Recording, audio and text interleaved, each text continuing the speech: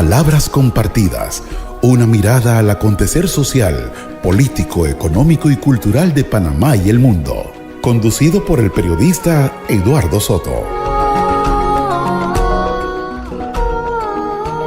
Amigos y amigas, bienvenidos todos a esta emisión de Palabras Compartidas en este día. Este programa que pretende ser una ventana a la cual nos asomamos para conocernos un poco quiénes somos, cómo somos, por qué somos así y si hay al caso alguna tara, algún defecto que encontremos en nuestro análisis, poder corregirlo para ser mejores. En el día de hoy volvemos a tener en estudio a un amigo, un entrañable amigo, Aníbal Ortega Torrero, autor católico, profesor de ética, también de Biblia y de filosofía en algunas materias en la USMA, pero también es profesor de escuela secundaria. Él tiene una nueva obra con la que vamos a servirnos para analizar este tema tan bello de la misa, ¿no? El libro se llama justamente así, Vamos pa' la misa, de Aníbal Alexander Ortega Torrero, donde él trata de hacernos más fácil el entendimiento de por qué pasan ciertas cosas durante la Eucaristía que pasan desapercibidas por nuestra mente. Recordemos que estamos en el 94.1 en Panamá y Panamá Oeste, 93.1 FM en provincias centrales, 99.1 en Colón Cunayala, en 101.1 FM en Darién, comarcas Guargandí y en Veraguaná, el 103.7 FM en Chiriquí, Bocas del Toro y comarca Nueve Beulé. También nos pueden escuchar en el canal de audio 857 de Tigo, en nuestra aplicación de Radio Hogar, tanto en Android como en iOS, y en el YouTube La Voz de tu Iglesia y en la página web radiohogar.org en vivo. Si acaso alguno de ustedes durante este programa tiene alguna pregunta o algún comentario que hacer, les recomendamos llamarnos por WhatsApp al 6392-8204, 6392-8204, o también puede ahí escribir o mandar un audio y estaremos complacidos de compartirlo con el autor, con Aníbal y con el resto de la audiencia. Aníbal, vamos para la misa, dice tu libro. Vamos para la misa. Vamos para la misa. ¿Por qué el interés de escribir un libro sobre este tema de la Eucaristía? Fíjate que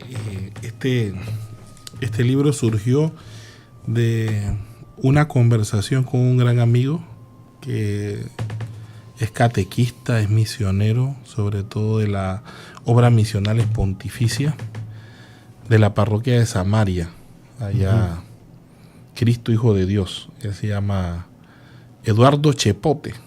Okay. Saludos, Eduardo. Que una vez me dijo, oye, que él quería un libro sencillo para explicar la misa a los jóvenes y que no había encontrado, que a veces el lenguaje era como muy, muy alto, muy elevado, y si yo conocía de algún libro que le pudiera servir para él transmitirle a los jóvenes y a los adolescentes que tenían las comunidades. Sí. Y yo desde ese tiempo, hace varios años atrás, me dije, de verdad que hay que hacer un escrito sencillo sobre el gran milagro que ocurre en cada Eucaristía. Hay quienes dicen que el cielo se une con la tierra durante cada Eucaristía, cada misa. Algunos místicos, ¿verdad? Sí. De hecho, se ha hecho una película que se llama El Gran Milagro, precisamente donde dice que esta hermana, el Señor le permitió ver lo que ocurre, ¿sí?, de manera mística en cada Eucaristía. Yo no abordo eso en el tema, pero sí lo que celebramos y que a veces está frente a nuestras narices y que a veces se nos pasa porque estamos en otro lado o porque no entendemos qué es lo que sucede. Sin ánimo de hacer el spoiler del libro, no es nuestra intención. Justamente hablas de esta rutina, ¿no? De que vamos a la Eucaristía como lo hemos hecho durante 50, 60, 70 años. Experimentamos cosas que no sabemos que están pasando. Nos pasan por delante sucesos materiales y místicos que tampoco entendemos. Y de ahí el interés de este libro, no poder hacernos notar cosas que se nos pasan porque ya lo repetimos y lo repetimos tanto que no le ponemos cuidado. Fíjate que una de las cosas que me sucedió durante la escritura del libro que cuando estaba desarrollando el tema ya en la parte de la comunión, ese domingo recuerdo fui a la misa y después que recibí la comunión terminé llorando. Así. Sí, fue una experiencia totalmente distinta y yo mismo me decía que wow, es que es volver a profundizar en algo que tal vez ya sabía, pero que en muchas ocasiones las situaciones de la vida, las preocupaciones, llega uno y se olvida de en quién está enfrente y de quién me alimento. Sí. Y fue un refrescar también la espiritualidad. Debo decirle a la audiencia de Radio Hogar que Aníbal Ortega, en sus tiempos no tan lejanos, fue sacerdote. Sí. Entonces no está escribiendo un simple autor católico. Sabes de lo que estás hablando, Aníbal. Así como has tenido al maestro en tus manos. Sí, siempre fue una experiencia muy profunda, de mucho temor y temblor, como dice San Pablo, ¿verdad? Sí. De cómo, bueno, en medio de nuestra debilidad, poder contemplar la grandeza de Dios, ¿no? Que siempre nos sobrepasa. Una pregunta que apenas abrí el libro, en una de sus primeras páginas vi el epígrafe que dice lo siguiente. Es una cita del libro de Jeremías y se lo comparto a la audiencia. Jeremías 20, versículo 9. Y dice así: no volveré a recordarlo, ni hablaré más en su nombre. Pero había en mi corazón algo así como fuego ardiente, prendido en mis huesos, y aunque yo trabajaba por ahogarlo, no podía. ¿Por qué elegiste ese epígrafe, Aníbal? Fíjate que me identifico con Jeremías en ese sentido. Después que yo dejé el ministerio sacerdotal, yo digo, a dedicarme a otra cosa. Si voy a esto a un lado, intenté callar muchas cosas y de hecho mucha gente me dice, te desapareciste, ya no te veía, que no sé qué, que cambiaste el número. Yo sí, definitivamente tomé un tiempo largo y profundo para dedicarme a mí, a Dios, ya en otra faceta, ¿sí? En otra intimidad. Ahora eres padre de familia también. Ahora soy padre de familia, pero como dice Jeremías, sigue encendido el fuego dentro, ¿no? Y prendido a los huesos. Hasta los huesos. Jeremías trató de no hablar por las persecuciones que enfrentó en su ministerio como profeta. La mayoría de sus profecías se cumplieron en vida y fue llamado el profeta del terror, ¿no? Nadie quería escucharlo y le terminó siendo como una maldición para él. Entonces él decidió no ser más profeta, no hablar más en nombre de Dios, pero no pudo. Claro. Porque al final ese fuego que Dios encendió, ese don que Dios ha dado, no es para bien personal, sino para bien de los demás. Entonces, en otra faceta, decidí ahora también dedicarme a escribir. ¿Tienes cuántos libros ya publicados? Son como 6. 6 libros. Y son así, muy estilo manual, sí, muy compactos, ajá, fáciles. Tú en una tarde puede que salgas de ellos. Pero como a mí no se me van, puede que aunque sean pequeños, se te quedan cosas como esa, ¿no? Eso de tener el fuego de Dios prendido a los huesos me quedó latiendo en el cerebro por días enteros, ¿no? Fíjate que una de las características que vi en el tema a la hora de escribir los libros fue el tamaño de letra. Sí, yo escribo para personas que por lo menos ya yo necesito utilizar lente para poder leer. Sin embargo, este libro lo puedo leer sin lente. Ah, qué bien, el número de letra. Y otro tema es que son temas directos, cortos, porque es para todo el mundo. Entonces, si alguien no tiene la costumbre de leer, pero este libro sí lo puede leer porque es relativamente corto, sí, pero no por eso no contenga la importancia de lo que lleva adentro, y sobre todo trato de buscar un lenguaje mucho más accesible y sencillo para las personas que me leen. Puede leerlo un joven, sí, como puede leerlo un adulto, como puede leerlo un anciano, como puede leerlo hasta incluso un niño, porque hay niños que han leído.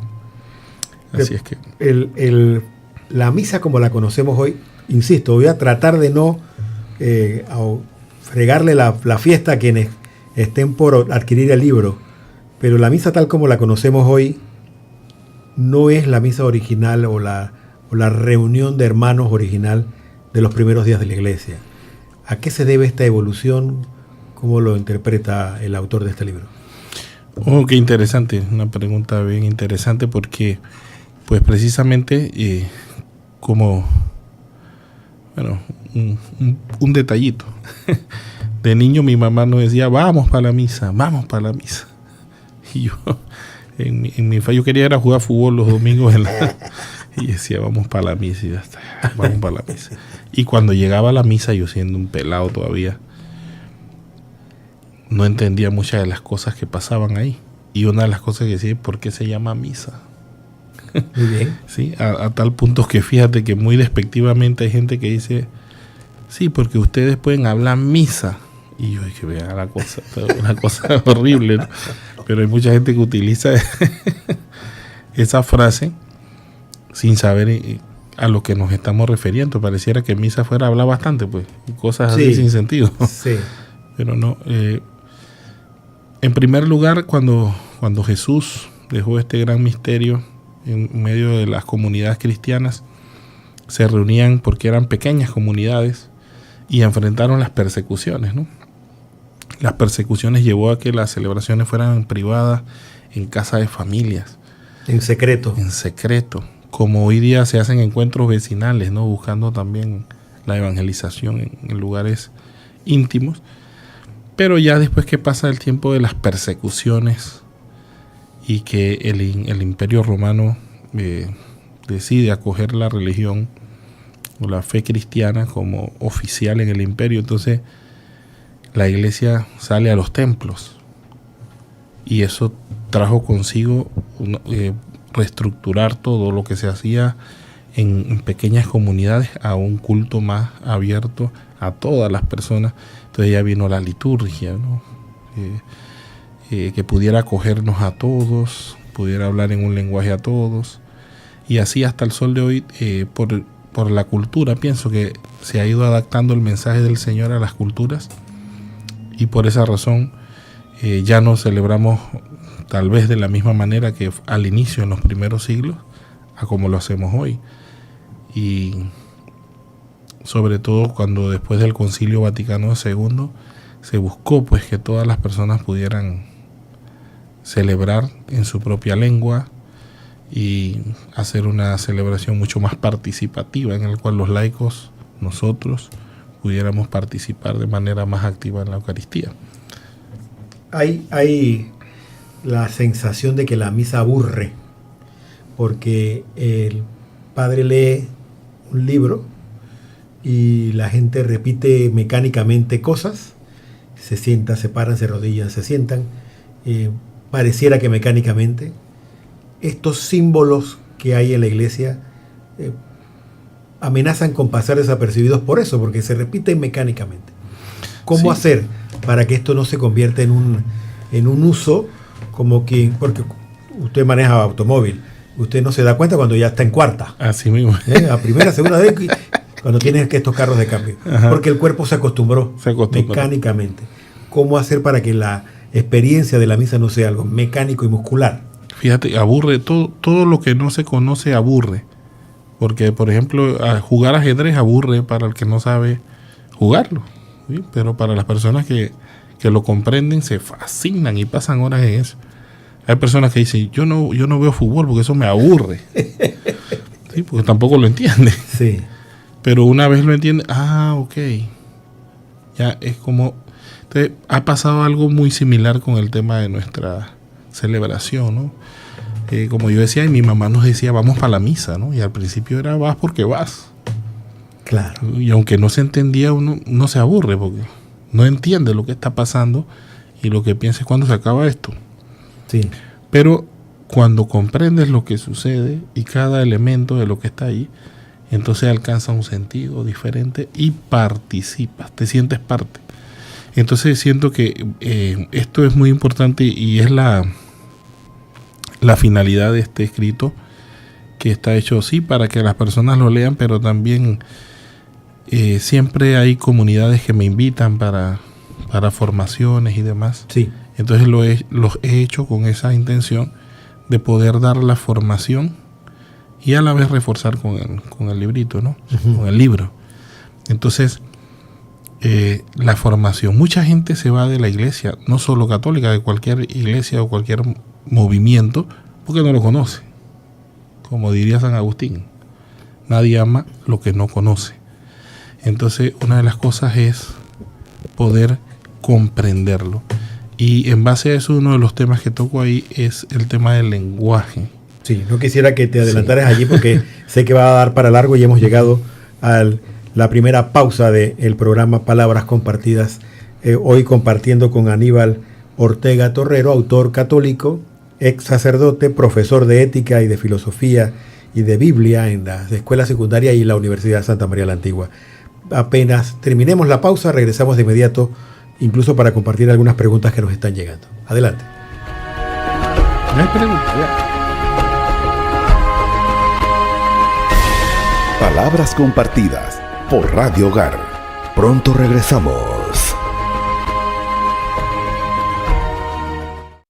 Amigo, hermano, la comunidad Café con Dios te invita al Encuentro de Hombres, una vida con propósito. El sábado 2 de agosto, de 9 de la mañana a 3 de la tarde, en la Capilla San Juan Pablo II, en Albrook Mall, con nuestro invitado Aníbal Ortega. Donación 10 balboas. Incluye almuerzo, consultas y pagos por Yapi al 6675-4359. Te invita la comunidad Café con Dios. Celebrando su 50 aniversario, la campaña arquidiocesana estará en las calles. Del 15 al 17 de agosto, jóvenes voluntarios estarán debidamente identificados. Tu contribución permitirá impulsar las obras de evangelización y el sostenimiento de nuestros sacerdotes, religiosas y misioneros. Llena la alcancía de amor y comparte esta bendición para seguir la obra evangelizadora. 50 años comprometidos por el bien común. Cristiano, la iglesia eres tú. Palabras compartidas por Radio Hogar. Estamos de vuelta.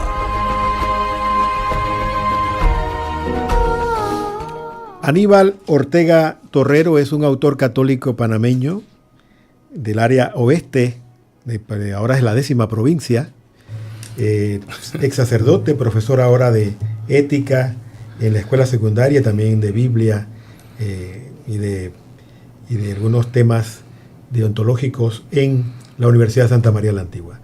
Tiene este libro, Vamos para la misa, tratando de hacernos más fácil el entendimiento de qué ocurre durante la celebración eucarística, qué significan los hechos y acontecimientos tanto materiales como espirituales que de los que somos testigos y no nos damos cuenta de que están pasando.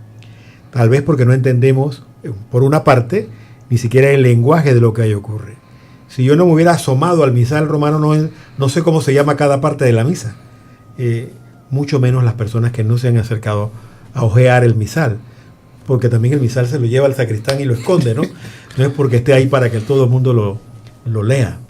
Y hay palabras que son terribles, que no entendemos para nada. ¿Por qué la iglesia mantiene este lenguaje casi críptico de las partes de la misa? Fíjate que en todas las profesiones tenemos un lenguaje técnico, ¿sí? Cuando uno iba a la visita del médico, le hacían la receta, nadie entendía qué dice ahí. Nadie entiende. Cuando tú llegas de la farmacéutica, no, ahí dice tal. Claro. Y te lo escribe todo, ¿no?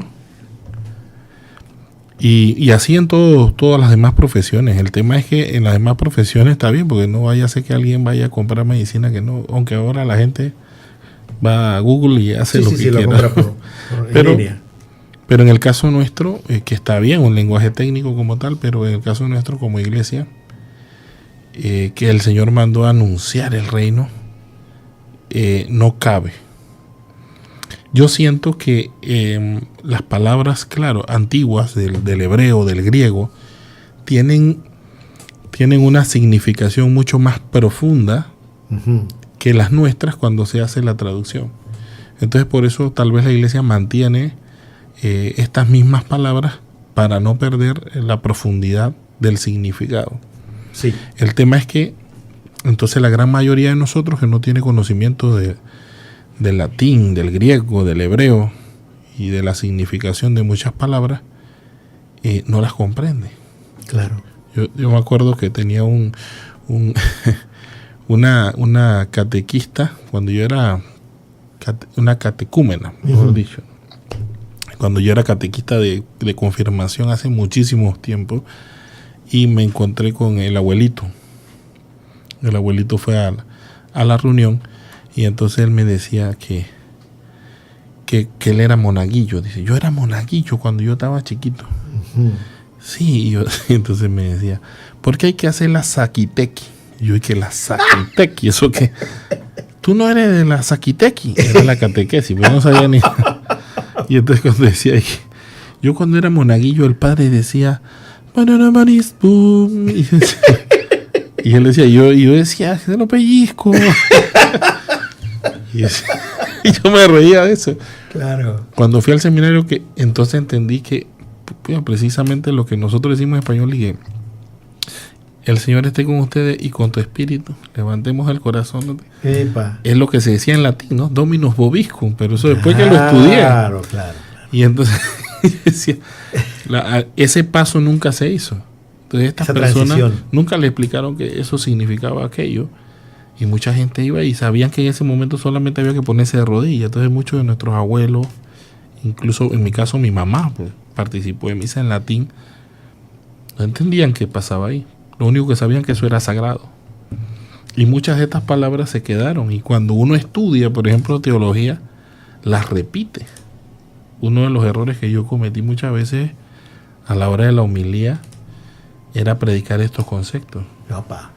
Y al finalizar la gente dice, estuvo bonita la misa. Pero no entendió nada. Claro. ¿Sí? Entonces una de las cosas que pretendo al iniciar es precisamente cuando pronuncio o escribo, mejor dicho, una palabra en latín, como decir, por ejemplo, presbítero, por ejemplo, que es el nombre correcto de los sacerdotes, de los sacerdotes párrocos, o del segundo grado del sacerdocio, porque el obispo también es sacerdote. La gente sabe que es un presbítero, un hermano mayor, un anciano, que ese es el tema, que en ese contexto decir anciano no es decir el abuelito que ya queremos, el adorno de la casa, sino aquel que tiene un testimonio de vida, aquel que tiene autoridad, aquel que tiene mayor conocimiento, aquel que es probado en la fe. Entonces por eso lleva el título de anciano, es decir, el hermano mayor en la fe. Entonces traducir eso, la saquitequi, la catequesis, que significa es enseñanza de la fe o instrucción, porque nos instruimos, Dios nos instruye, y el catequista es un instructor, ¿sí? Aquel que instruye. Pero no, se oye bonito o más bonito decir catequista, ¿no? Y ni hablar de estos momentos de la misa cuando supuestamente ocurren cosas místicas. Algunos curas que van a paso veloz no se detienen ni a explicarlo, porque creo que la misa no es el momento para explicarlo. No es el momento para explicarlo. Pero nos perdemos de mucho de la película. De muchísimo, sí. Fíjate que en ocasiones, bueno, como uno ha estado, como quien dice, del otro lado, ha leído el misal, como tú dices, como tú dijiste antes.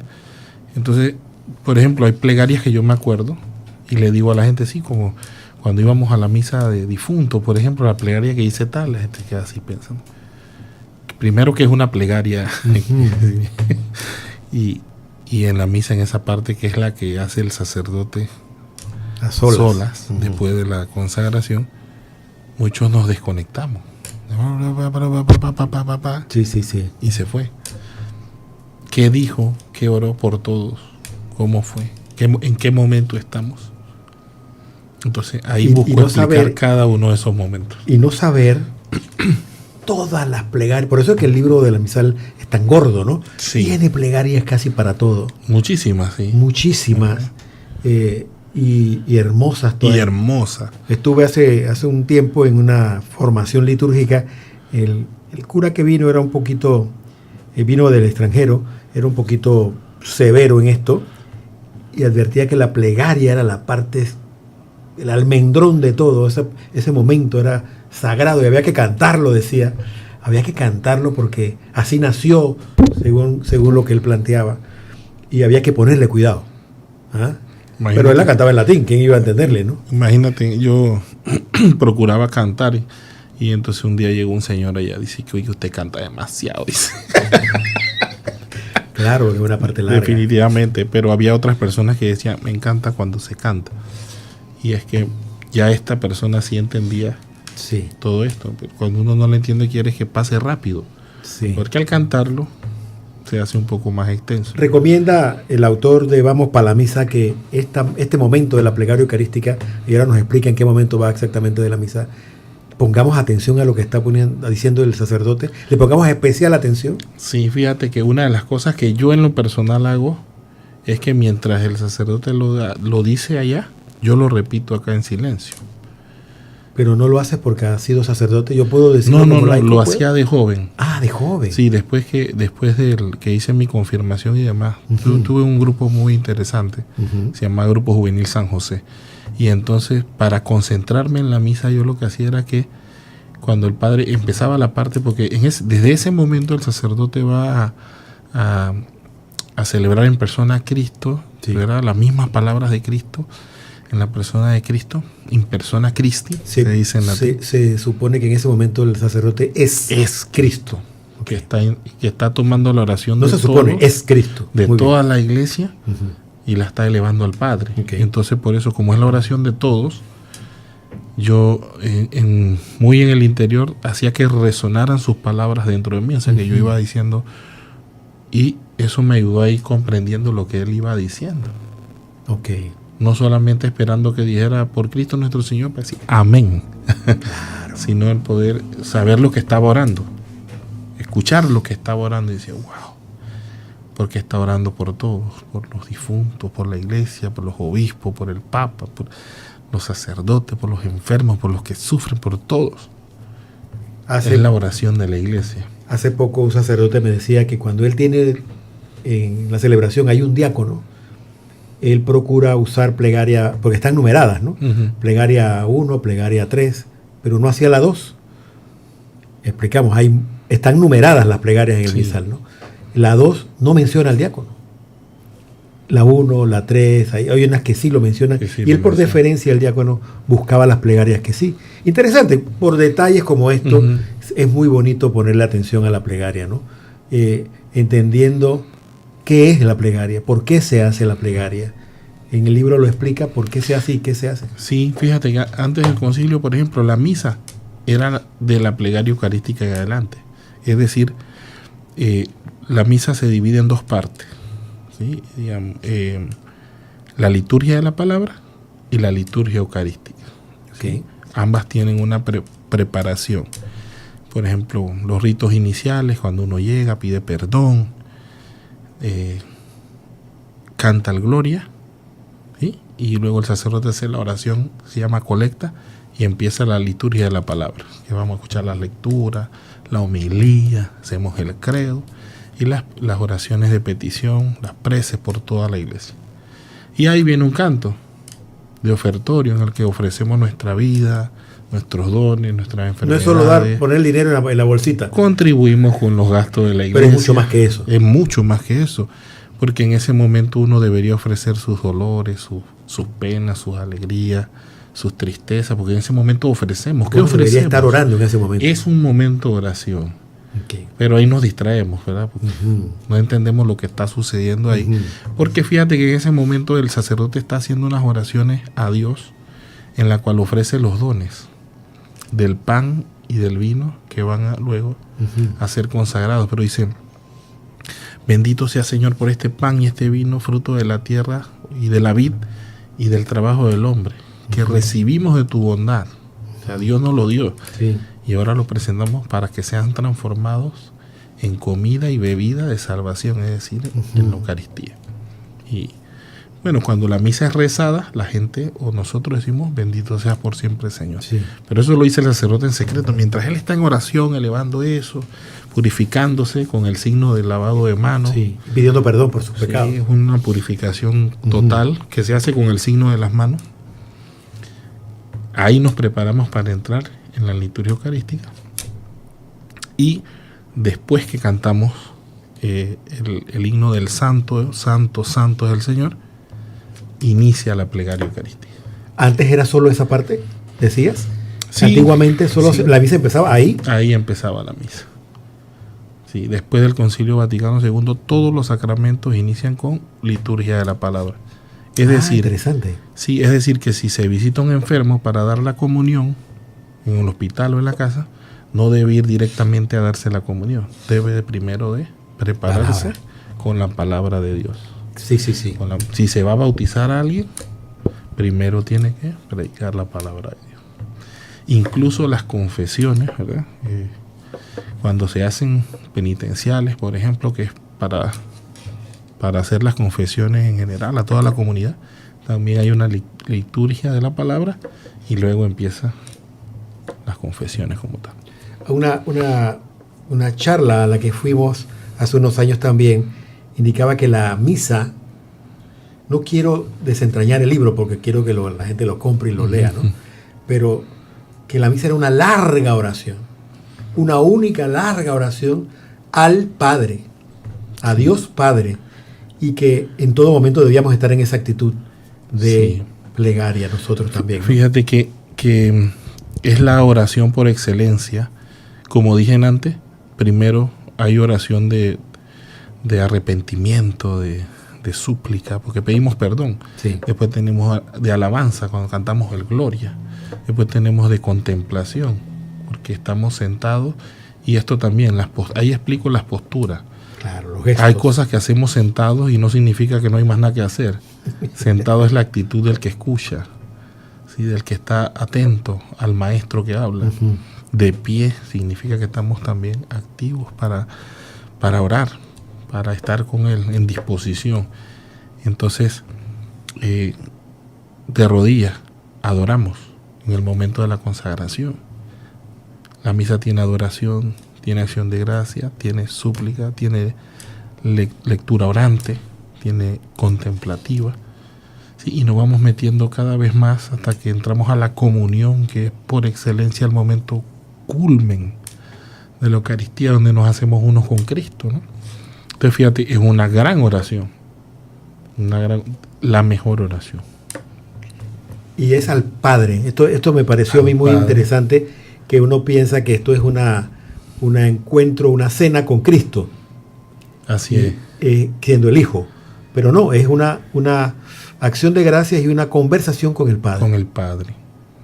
Con el Padre, por el Hijo, en el Espíritu. Claro, porque esto no se divide. Este Señor que es 3 en 1 no se divide. Así es. Okay. Y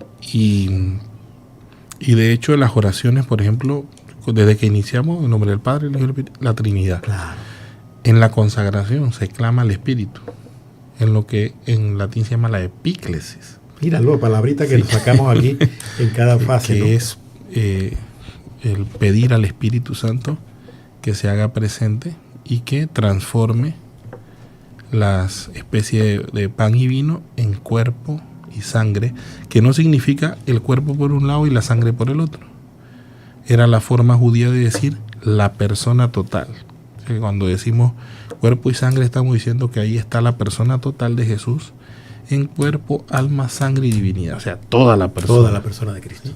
Hay un gesto que a mí me llama la atención y me da, de verdad me siento muy querido yo durante la Eucaristía, que es cuando el sacerdote besa el altar, o el diácono también, ¿no? Que lo besan.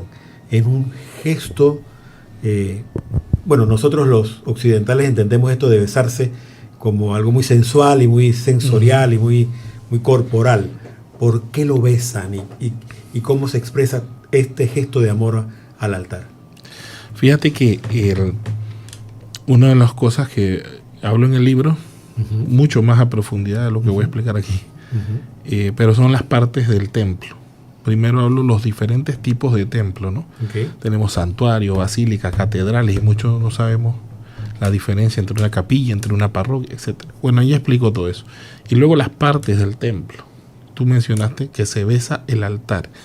Y como altar se puede entender toda la parte frontal o la parte del fondo del elevada, templo. la que está elevadita. Sí, donde están los recuadros del santo de la parroquia, de la Virgen María, o está, antiguamente siempre estaba incrustado ahí el sagrario, sí, muy bonito, hay incluso el altar de oro, Sí. sí, a todo eso. Pero porque antiguamente la mesa del altar, la mesa del sacrificio, estaba pegada Al retablo. al retablo del altar.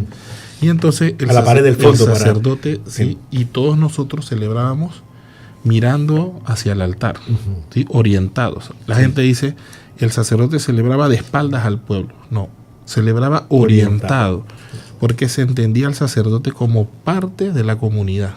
Okay.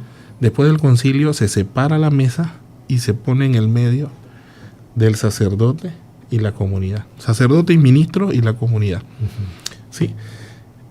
Para significar que el sacerdote preside en persona de Cristo. Ya no está celebrando orientado hacia el altar, sino que él mira como Cristo a su pueblo. A su pueblo. Y el altar, porque en la mesa del altar, una mesa casi siempre tiene un listón blanco, un mantel blanco, porque el altar también, ¿sí? Hay en el templo, en el momento de la liturgia, varios elementos que nos representan al mismo Cristo, y uno de ellos es el sacerdote, que celebra en persona de Cristo, y el otro es el altar, Donde es la mesa del altar. donde se hace el sacrificio. Por eso es que la persona, cuando pasa frente a esa mesa del altar, hace una genuflexión, inclina La rodilla la derecha. rodilla derecha, o hace una inclinación profunda, es decir, que agacha la cabeza profundamente, ¿sí? Porque reconoce que está frente a Cristo. Como ese signo de la mesa del altar, de la mesa del sacrificio, es Cristo mismo y vestido de blanco, significa que está resucitado. Siempre debe estar vestido de blanco, porque está resucitado. Solo el Viernes Santo se le retira el mantel, está desnudo, ¿sí? Porque estamos recordando la pasión del Señor. Pero los demás días siempre está vestido de blanco. De hecho, el domingo que celebramos la resurrección, se viste nuevamente, ¿sí? En la vigilia pascual, bien bonito, se viste y se llena de flores, signo de que está vivo, resucitado. Por eso el sacerdote al subir al presbiterio, que es el lugar donde están, donde se preside la sede, el altar, el ambón de la lectura, besa, primero hace la inclinación profunda. Si ahí está el sagrario, hace la genuflexión, si no, hace una profunda inclinación y luego besa el altar, ¿sí? Un signo de amor a Cristo, ¿sí? De entrega. En la película de Mel Gibson se presenta de manera muy simbólica e interesante cuando Jesús va a la pasión. Le ponen la cruz. O sea, digo que en la película porque en el Evangelio no aparece como el dato ahí abiertamente, ¿no? Pero coloca en ese momento en la película, Jesús toma la cruz y la besa, signo de que ama profundamente en esa cruz a todos nosotros, y es el signo que hace el sacerdote, que al besar el altar está besando a Cristo y a toda la comunidad, como un signo que para los primeros cristianos, dice San Pablo, salúdense siempre con el beso santo. Ahora fíjate, permíteme interrumpirle para continuar después de esta pausa. Estamos conversando con Aníbal Ortega Torrero, autor católico, que tiene este libro, Vamos para la Misa, y nos está explicando un poco de lo que contiene para que nos animemos a aprender detalles como estos para poder amar este sacramento que es el centro de la fe católica. Vamos a la pausa, Gabriel, y regresamos de inmediato. Palabras compartidas por Radio Hogar. Pronto regresamos.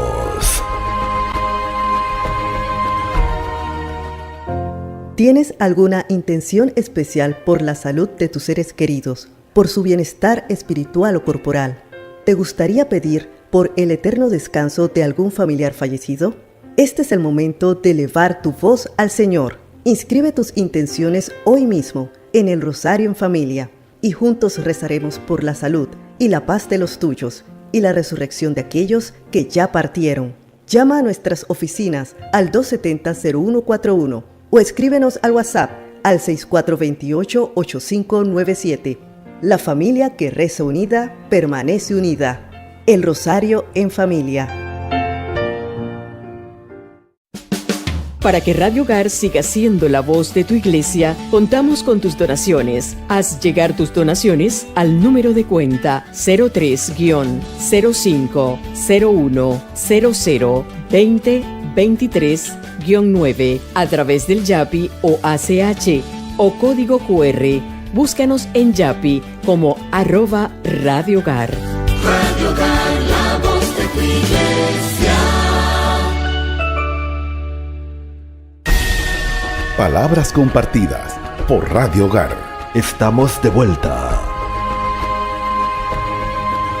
Nos acompaña Aníbal Ortega Torrero, ha escrito este libro Vamos para la Misa, y es para ayudarnos a entender la riqueza, la belleza, la profundidad de este evento que ocurre a cada hora en todo el mundo. En este momento, en algún lugar del mundo, aquí en Panamá, y cuando estemos nosotros durmiendo en otras partes de la tierra, está un sacerdote celebrando la Eucaristía. Ibas a mencionarnos algo con respecto al beso del altar, ¿no? Para cerrar la idea. Decía que creo que San Alfonso María Ligorio, pero no equivocarme, decía que, dedicándole a los sacerdotes esta enseñanza, decía que un sacerdote que no celebra en pureza, en santidad la misa, cuando sube al altar, es como Judas, que besó al Señor. Y duro, ¿no? Porque con un beso entregas al Hijo del Hombre. Sí. ¿Sí? Pues precisamente por la significación que tiene el beso que se da al altar. Ahí Cristo, hubo en algún momento esta crítica o esta duda de la gente respecto a que el sacramento tuviese o no valor si el sacerdote estaba o no en gracia, ¿no? Y sí, eso lo aclaró el Vaticano II también, tengo entendido, ¿no? Sí, pero es una cuestión antiquísima. Mira tú, desde los primeros siglos, siglo III, IV, por allá. Incluso a los padres de la iglesia le tocó tocar ese tema, que cayó hasta incluso una herejía, porque en los tiempos de las persecuciones muchos apostataron contra la fe. O sea, ante la muerte se negaron pues a aceptar al Señor, y luego pidieron perdón. Algunos nunca los aceptaron después de haber caído en ese gran pecado. Había unos pecados que eran muy graves, como el de la apostasía, ¿no? Sí.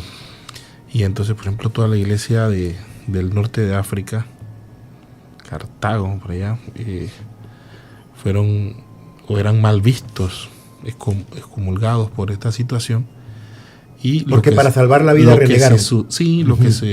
Lo que se justificaba era precisamente eso, que no estaban celebrando la Eucaristía con esa dignidad, con esa santidad, sí, porque habían apostatado.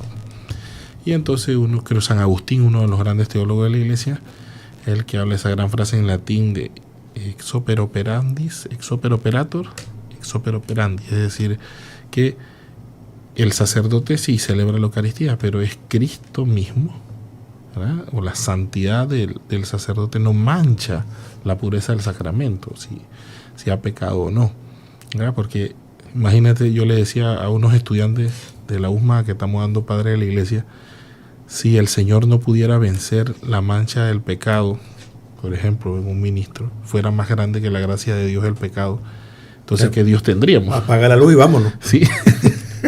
Pero más allá de eso, no, la eficacia, el poder de la gracia de Dios va más allá de eso, ¿verdad? Sí. Entonces, claro que buscamos y se busca que un sacerdote sea digno, esté en gracia para celebrarlo, pero eso ni le aumenta ni le resta al sacramento en sí mismo. Sí. La pureza y el valor. Por eso también decimos, mira, me acuerdo de esto, que la iglesia es santa. Claro. Y me dice, pero está llena de pecadores, sí, pero la cabeza es santa por su cabeza, por Cristo. y que santifica a través de la iglesia. Recuerdo una clase precisamente con Aníbal Ortega cuando nos explicaba en el momento en que Pablo cae camino a Damasco, deslumbrado por esta luz poderosa, y el Señor le dice: ¿por qué me persigues? Pablo pregunta: ¿pero quién tú eres? Que no te conozco. Dice: bueno, yo soy el que tú estás persiguiendo. Y saber que a quien perseguía Pablo, quien Pablo creía que estaba persiguiendo, era a cristianos.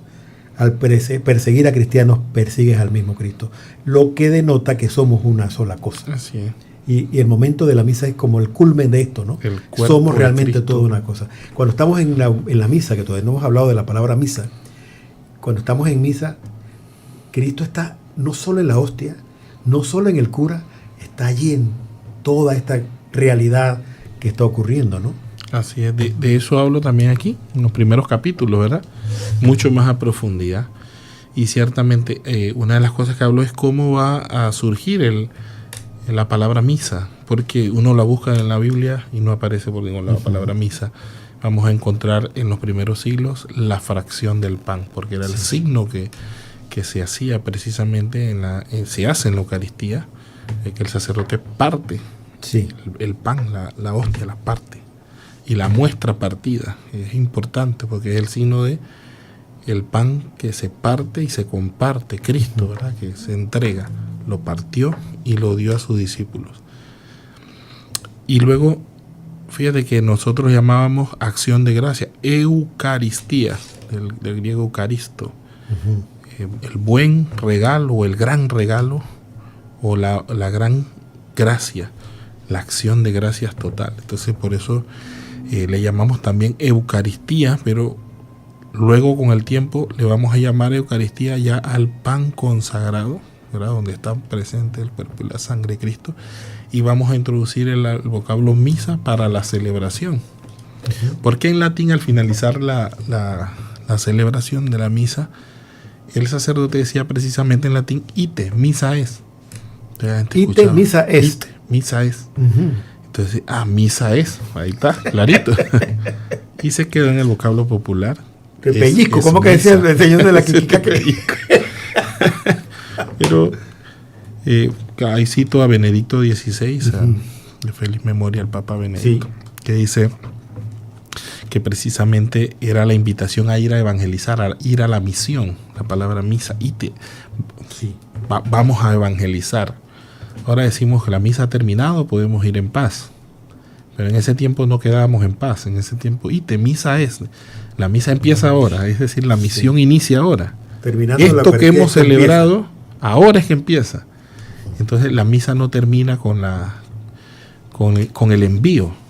No es una despedida, es un envío de evangelizar. Pero le hemos perdido un poco el sentido de eso. Porque cuando salimos es a pelear por el estacionamiento, por llegar temprano a las compras del mercado y tal, ¿no? Hay una epígrafe aquí de San Francisco de Asís, es una cita de palabras de San Francisco que dice: el hombre debería temblar, el mundo debería vibrar, el cielo entero debería conmoverse profundamente cuando el Hijo de Dios aparece sobre el altar en las manos del sacerdote. San Francisco de Asís. Uno, tal vez hasta, no sé, es una impresión personal, hasta el propio sacerdote a veces por la prisa pierde de vista esta magnificencia de esta idea, ¿no? Fíjate que, bueno, yo coloco al final del libro, ya terminando, algunos santos en referencia a la Eucaristía, y en cada capítulo también coloco epígrafe que hace referencia a la Eucaristía. Y San Francisco de Asís, para mí uno de los más grandes santos de la Iglesia, porque fue un hombre que supo seguir a Jesús, como quien dice, otro Cristo, ¿verdad? Y él, aún en su santidad, fue un hombre muy santo, y eso lo reconocía gente que incluso no eran cristianos, decía que él no se sentía digno de ser sacerdote. Nunca llegó a ser sacerdote. Y escribe estas palabras tan hermosas, ¿no? Sí, la tradición dice que lo hicieron diácono para que tuviese un grado, pero él se sentía un pobre que no tenía nada, un menor, porque así le llamaban a los pobres en Italia en ese tiempo, ¿no? Los menores. Sí. Eso hablaba de los hermanos menores. Y Francisco de Asís tenía una conciencia de la grandeza de Dios, que podía ver en las criaturas la magnificencia de Dios. Eso es muy grande, ¿no? Y luego estas palabras que dice, y concluye, dice, salió llorando, sale llorando por el bosque, y se encuentra con un hombre que le dice: Francisco, ¿por qué lloras? Y él dice: el amor no es amado, el amor no es amado, y sigue llorando. Llora porque el amor no es amado. Cuando yo leí esa historia de San Francisco así, la verdad que me pegó duro. Claro. Sí, claro. Porque a veces hacemos las cosas tan mecánicas sin comprender la grandeza. Un día le escuché a un sacerdote donde decía: solo alguien que está locamente enamorado puede hacer lo que Dios hizo, hacerse un pedazo de pan. Porque el enamorado quiere vivir en el otro, quiere estar en el otro, pero el cuerpo se lo impide. Por eso uno abraza tan fuerte a la persona que quiere y no se le puede, y uno le dice a sus hijos: me lo quiero comer vivo, pero no puedes. Solo el que ama de esa manera puede ser capaz de decir: si me hago pan, sí entro. Y eso es lo que hizo Dios. En palabras sencillas, la Eucaristía es la locura de Dios por estar en nosotros. No quisiera, me parece injusto seguir con más preguntas después de lo que acabas de decir.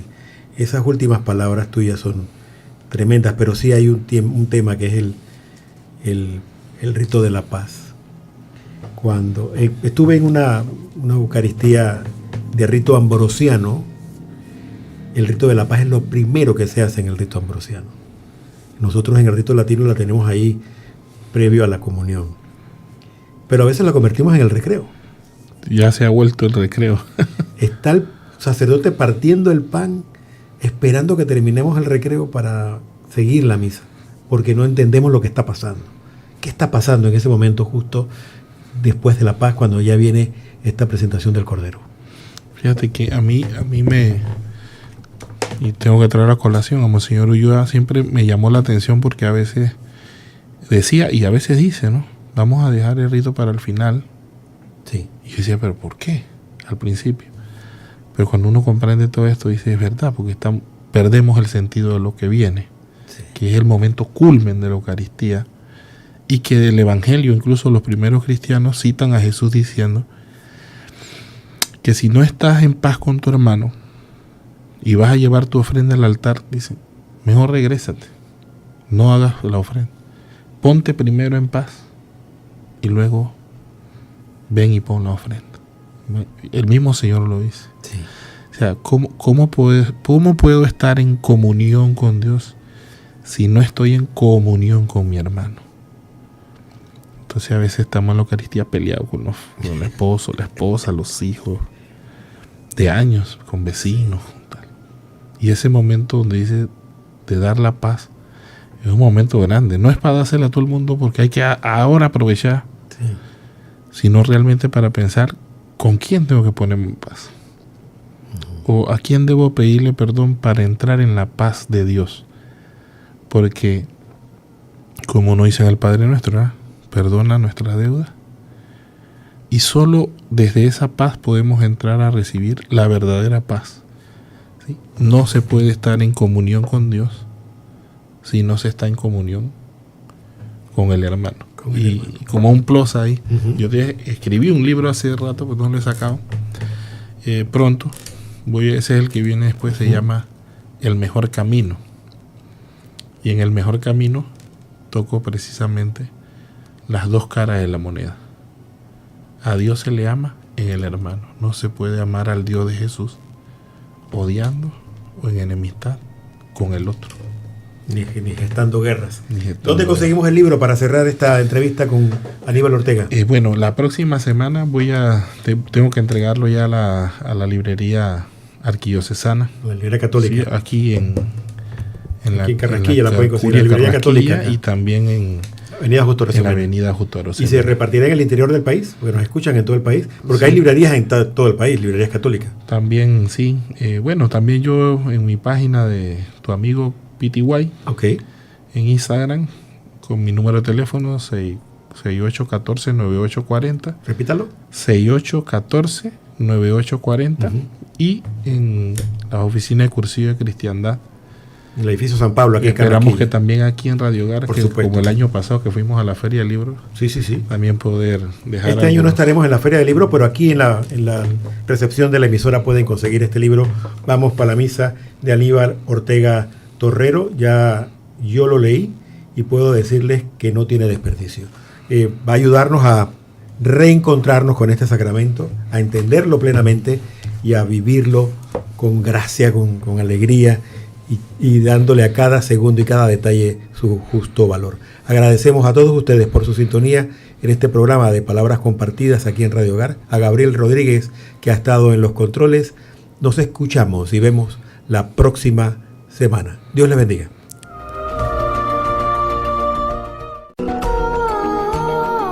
Palabras compartidas, una mirada al acontecer social, político, económico y cultural de Panamá y el mundo. Conducido por el periodista Eduardo Soto.